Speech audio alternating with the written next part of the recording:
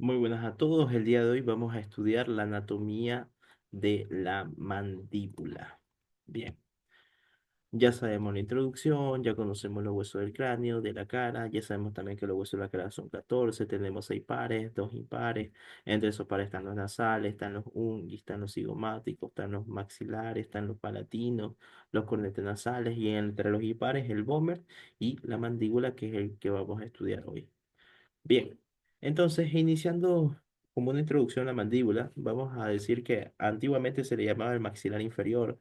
Este es un hueso impar, es central, es simétrico y se encuentra ubicado en la parte más inferior de la cara. Para su estudio, ellos van a presentar un cuerpo y dos ramas respectivamente. Aquí les estoy mostrando dos vistazos para su estudio de la mandíbula, tanto de su cuerpo como de su rama, que es una cara tanto anterior como lateral y una cara tanto posterior como medial. Bien, ahí le estoy señalando de azul lo que es el cuerpo y de verde lo que son las ramas de la mandíbula. Ahora, vamos a estudiar primero que nada el cuerpo.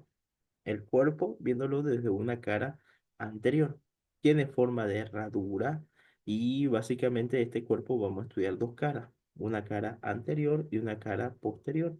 Y asimismo va a presentar dos bordes, uno superior y uno inferior. Iniciemos por su cara anterior y vamos a ir describiendo la estructura anatómica que se encuentra desde más medial hacia más lateral. Entonces, en la parte más medial se encuentra una línea vertical denominada la sínfisis mandibular. Ya, y esa sínfisis mandibular me indica que biológicamente la mandíbula eran dos huesos, como están logrando observar acá, ya, pero conforme se fue desarrollando el ser humano, esa mandíbula se solidificó totalmente y se formó un solo hueso. Bien, por debajo de esa sínfisis mandibular existe una eminencia, esa es la protuberancia mentoniana, y esa protuberancia mentoniana va a prestar inserción para el músculo mentoniano.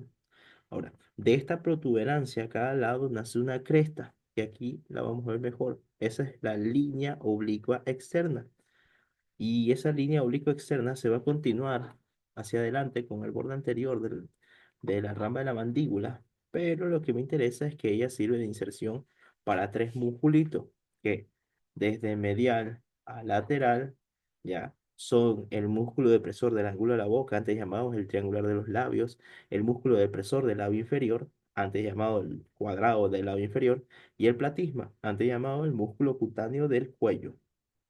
Bien, ahora superiormente a esa línea oblicua externa y a la altura del segundo molar, existe un agujero denominado agujero mentoniano, que ahí se los estoy seleccionando.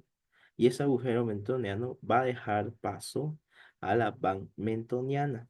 ¿Ya? La van mentoniana básicamente va a estar compuesta por el nervio mentoniano, que es rama terminal del nervio alveolar inferior, y el nervio alveolar inferior es rama del tronco terminal posterior, y ese tronco posterior es rama terminal de mi nervio mandibular, y el nervio mandibular es la rama B3 del nervio trigémino.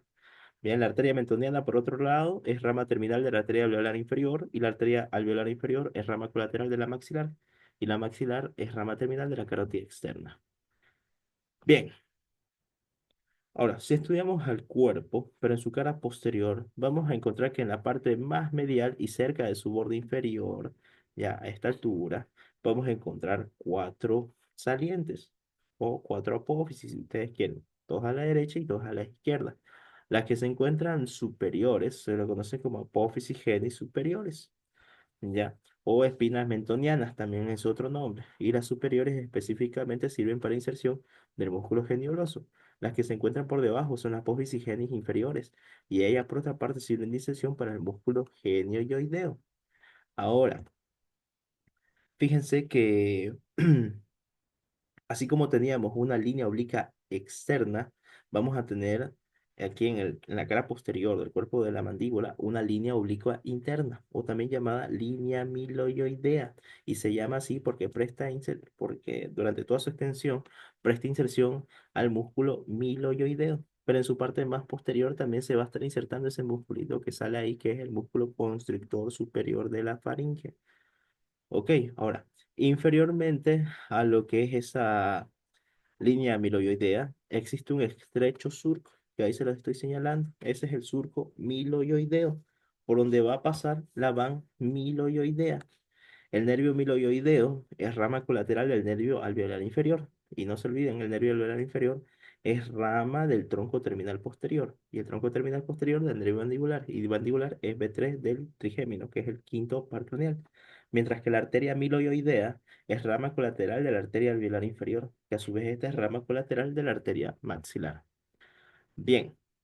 Ahora, gracias a la presencia de esa línea amiloidea, la cara posterior del cuerpo se divide en dos fosas, una que queda superior, que corresponde a la fosa sublingual, que ahí ya se la señalé, y que prácticamente está alojando a mi glándula sublingual, y una inferior, que corresponde a la fosa submandibular, donde va a estar alojando aparte la glándula submandibular.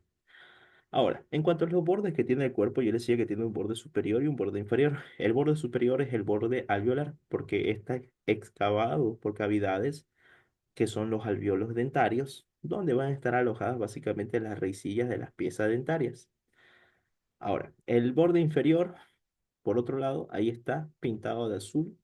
Ese borde inferior, lo que me interesa es que en su línea media va a presentar una fosita. ¿Ya? Ahí se la estoy señalando.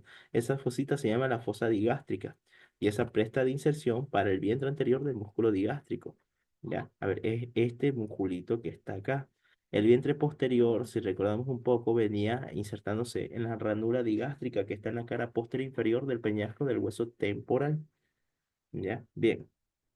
Entonces, eso en cuanto al cuerpo. Ahora estudiamos a las ramas de la mandíbula, viendo un vistazo tanto en su cara lateral como en su cara medial. En la cara lateral, o en su cara externa, que es esto que está acá, ya lo que más me interesa es que ella presenta muchas rugosidades y principalmente me sirve de inserción para el músculo macetero, ya, que es este musculito que estamos viendo acá. Bien. Ahora, si nos vamos un poquito hacia su cara medial, lo que me interesa es que lo primero que vamos a ver es una saliente que se lo conoce como la espina de Spix o liga o língula mandibular, ¿ya? Y en esta espina de Spix se va a estar insertando el ligamento esfenomandibular. Ahora, por detrás de la espina de Spix encontramos un conducto y ese es el conducto mandibular. ¿Ya? Ahí está, se los muestro. Ese conducto mandibular, él va a dar paso a la van alveolar inferior. Y ya vimos de dónde sale el nervio alveolar inferior, también la arteria, ¿ya?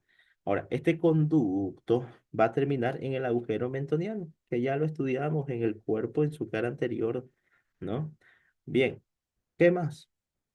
Inferiormente de esta rama en una vista medial, resulta que va a presentar una zona fructuosa que va a servir de inserción para el músculo pterigoideo medial. Ahora, en cuanto a sus bordes, esta rama tiene un borde anterior, tiene un borde posterior, tiene un borde inferior y tiene un borde superior. Su borde anterior se divide en dos labios y los labios básicamente están limitados por una cresta, que es la cresta bucinatriz, que ahí la estoy señalando, y esa cresta bucinatriz, perdón, va a estar prestando inserción para el músculo bucinador, ¿ya? Ahora, el borde posterior, por otro lado, es liso, es redondeado y corresponde a la comunicación que tiene a esa altura con la glándula parótida. El borde inferior, ese se va a continuar inferiormente, ¿ya? Y, a ver, este es el borde inferior. Este es el borde posterior. Ahora, va a llegar un punto en que este borde inferior va a confluir con este borde posterior y se va a formar aquí lo que es un punto craniométrico conocido como el ángulo de la mandíbula o el gonion. ¿Ya? Ese gonion importantísimo. Bien, el borde superior de la mandíbula va a estar característicamente dividido por dos apófisis, una anterior y otra posterior. Y entre esas apófisis yo voy a encontrar una escotadura. La apófisis que estoy señalando en este momento es la apófisis condilar. ¿Ya? Y esta es la que se encuentra hacia posterior. Lo que me interesa, apófisis condilar, es que su cabecita tiene forma de un rompemuelles y a eso se lo conoce como la cabeza de la mandíbula o el cóndilo de la mandíbula. Y ese cóndilo de la mandíbula es el que iba a articularse con la cavidad glenoidea del temporal para formarme la articulación temporomandibular. ¿Ya? Esas son la abreviatura articulación temporomandibular, ATM. Bien, poco por debajo de lo que es el cóndilo y bien en una cara medial, igual encontramos otra zona fractosa que sirve para inserción del músculo pterigoideo lateral. La apófisis que queda por delante, que es la apófisis ubicada anteriormente, esa es la apófisis coronoides. Y esa apófisis coronoides me interesa porque presta inserción para el músculo temporal. Ya, importante eso de ahí. Entre ambas apófisis, entonces teníamos una escotadura, que era la escotadura mandibular, y esa escotadura es importante porque me está comunicando la región maceterina con la fosa infratemporal, y asimismo da paso a la van macetérica, es decir, nervio macetérico, que es rama terminal del nervio temporomacetérico, que a su vez es rama terminal del tronco terminal anterior del nervio mandibular, y el nervio mandibular es la rama B3 de mi quinto par craneal. Y bueno, por otra parte, la arteria massetérica es rama colateral directamente a la arteria maxilar y la arteria maxilar ya sabemos que es rama terminal de mi carótida externa. Bien, y eso es todo respecto a la mandíbula.